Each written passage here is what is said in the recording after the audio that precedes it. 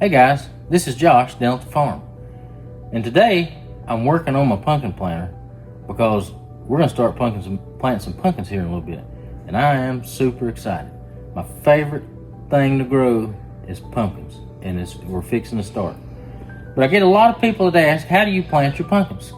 So we'll do some videos out in the field, but we do most of our pumpkins on what we call a cover crop or no-till. So we do a cover crop in the fall and we let it grow up till now, and it'll get real tall, and we plant right through that. So this planter, Amish build them up in Ohio, Pennsylvania, but I've had this planter for years. We plant our corn maze with this planter, our pumpkins, our sunflowers, everything with this one planter.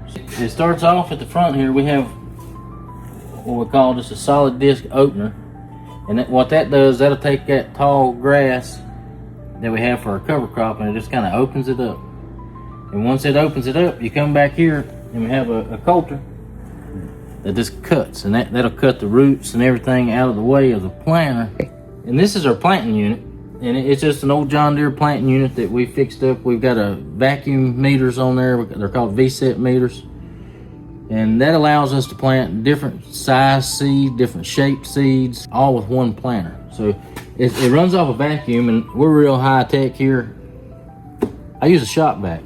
All it takes is just a little bit of vacuum pressure to hold the seed on the plate, which I'll show you here in a minute.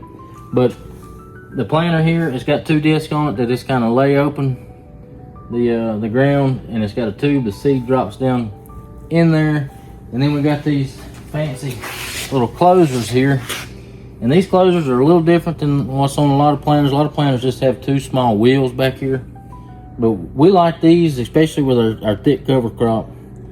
Instead of packing the dirt down back in where it opened up for the seed, those fingers actually kind of crumble the dirt around where the seed is and loosens it up, soft, instead of just packing it. This time of year, if you get some rain, heavy rain, you'll get some serious soil compaction. We got a lot of clay, and if you pack that ground down on there and it's wet, it will dry up in a day or two as hard as a brick, and something like a pumpkin will have a hard time coming up. So these work really well.